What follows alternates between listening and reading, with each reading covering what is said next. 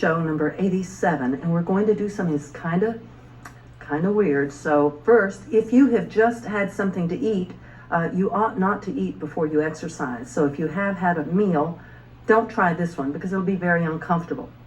We're going to do what we call the hollow tank. And I want to tell you right now that I'm drawing my stomach in as much as I possibly can. I'll turn sideways so you can see that is as flat as I can get my stomach to come in. If I place my hand below the rib cage, it's evident that you're going to see what I'm talking about in just a minute. So this is as flat as I can go. What I'm going to ask you to do is to bend your knees and put your hands on your knees. Relax the abdominal muscles. What we're going to do is we're going to inhale, and then we're going to exhale slowly, audibly, and make sure that every little bit of air is out, completely out. Then you lock your air passages, just like when you go jumping in a pool. You don't hold your nose, or at least I hope not, and just use that control. You lock the air passages and you draw your stomach in, and it creates a vacuum type sensation. And you really will feel like your navel is going into your backbone. And when that happens, I will straighten up a little bit and show, and the camera will get a close-up to show indeed how much of a hollow that has created. And that's a wonderful exercise for your internal organs as well as for the abdominals. So relax your abdominal muscles. Rest your hands on your knees. Inhale briefly. Now, exhale audibly.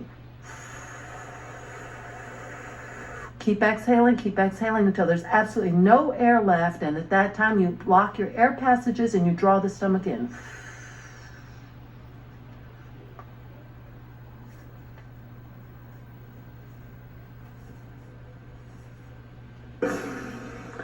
Okay, and when your air comes back in, it rushes in as you just heard mine rush in. So I hope you were able to see that, and let's try it again. Maybe I'll turn sideways so you can get a better view of that. All right. Again, this is as flat as I can get it. When we get hollow, then you'll really see just how deep it's gone in. Resting your hands on your knees. Inhale. Exhale audibly.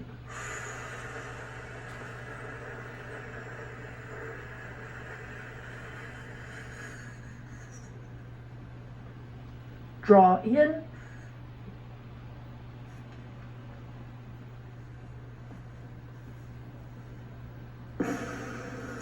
And again, I hope you'll work that.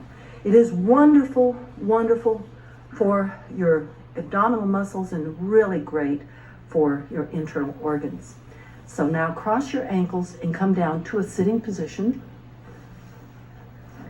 And we're going to go back for the wheel. Sometime back, we did a little bit of a pumping to get into a partial wheel. We'll do that again, and then we'll go into the full wheel. So if you have a chronic back problem, you will want to avoid this. You can only go halfway up. You would not want to pull your body all the way up.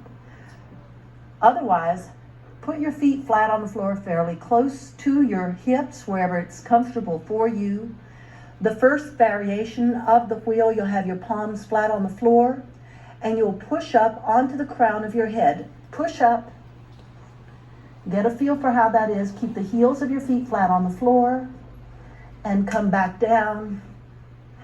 Bring your knees into your chest and squeeze. Just stretch a little bit through the lower back. Squeeze. And then put your feet flat. Palms down. And we're going to pump a little bit. This is good for your biceps and your triceps. Push up onto your knee, onto your head.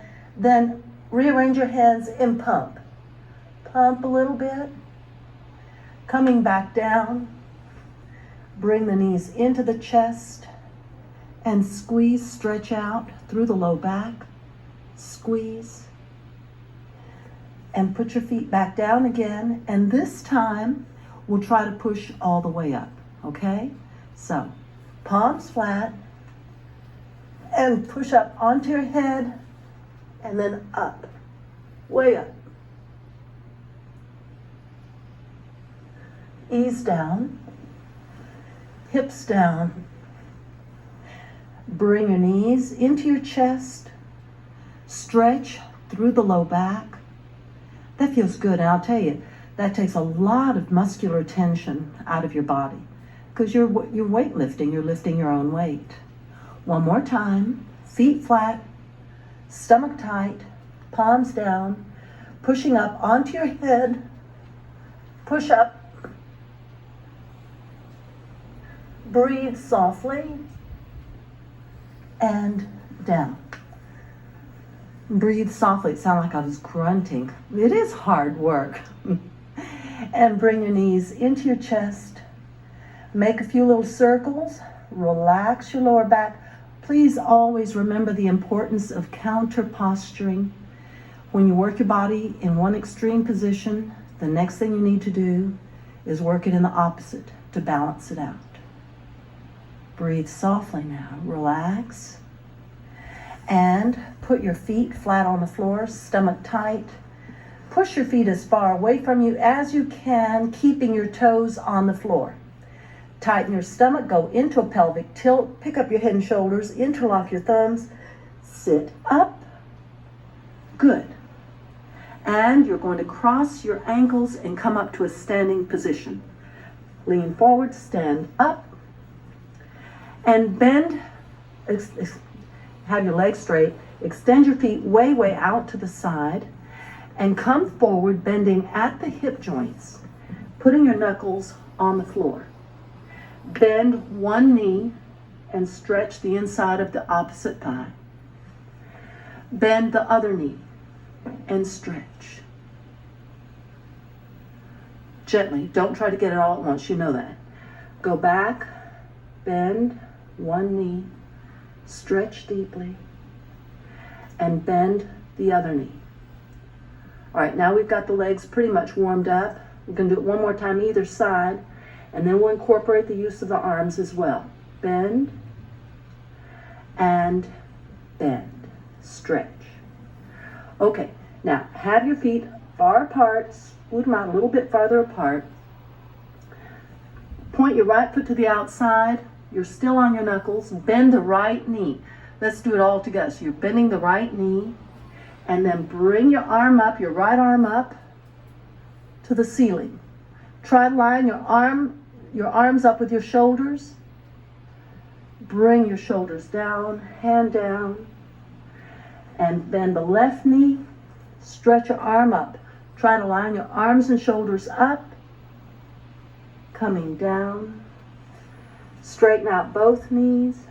Bend the right knee. Bring your right arm up. Stretch. Try to have your arms and shoulders in a straight line. It is quite a stretch, so don't worry if you can't get it all. Bend the left knee. Swing the left arm up. Way up. Arm down. And toe in because your toes keep wanting to slide out. Now then, this time you do toe out. You toe in to the start, toe out as you begin to swing. Bend your knee, arm up, come in, toe out. Bend the left knee, left arm up, way up, stretch, and arm down, and toe heel walk in,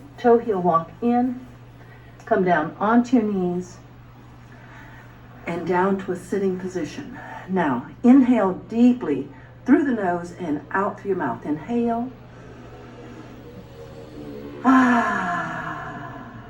A good cleansing breath. Now, ease into, if you're able to do full lotus, that obviously is going to make it better for this particular posture. So you come into full lotus. If you can't, then you do half lotus or even Indian style. We've done this posture previously, but this is going to lead us into the next step. Placing your knuckles on the floor, having your arms outside of your thighs. You'll draw in from the stomach. You pull your stomach muscles in. You're going to work up your biceps and triceps. And lift up. Lift up. Try to keep your body from swinging by having your arms close into your thighs. And lift down. Okay, that is the rooster pose. And if you're in half lotus, You can do that, but try not to push in with your foot.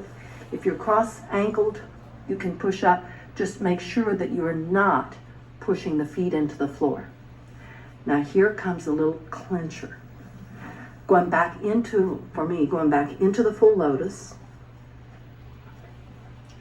You don't need to have any wristwatches or clunky rings or bracelets on for this one, okay?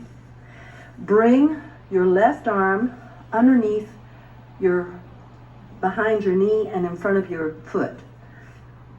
And then bring your right arm underneath the other one, underneath the knee, between your calf and your thigh. You see that? Between your calf and your thigh. Come up toward the elbows. And you're going to have to make several attempts at this. You bring your hands in toward your seat and then lift up. Lift up. Find your balance. Get your knees up. Breathe softly. And back down. If you look down and your hands are getting bluish greenish, that means the circulation is really being restricted. So pull your arms out. If you're still sitting there doing this number here, don't worry about it. I did that for the longest time before I could do this. If you're apprehensive because you know you're tied up, and if you were to rock forward, put a great big soft pillow in front of you. But I'm going to tell you the truth. Years and years and years ago, when I was learning to do this, and I was bare-legged, I was just wearing shorts. That's not smart because then it's flesh on flesh, and it was in summertime, and I was in the house, and I was working at this, and the phone rang, and I was alone. And I came out of the position and tried to pull my arms out, and I couldn't. I was stuck, and it was awful. And it was my husband, and when he came home later, he said, "What were you doing? Why didn't you answer the phone?" And I told him. And he laughed and he said, "Promise me one thing, never do those poses when you tie up. When you don't have a pencil close by, you put it in your teeth and dial O for help." So if you're stuck on that thing, remember, but here are the cautions for that. No bracelet, clunky rings, watches. They can either snag your clothing or your flesh. You don't want that. Make sure to wear leggings so that you can glide your arms in there more easily. So let's give it another try to the outside. Let's build up your energy for this one. Draw your stomach in, push up, hold. Till next time. Bye. To purchase a copy of Priscilla's Lower Back Repair Kit, Program 012007, please call 1-800-553-7752 or write to the address on your screen.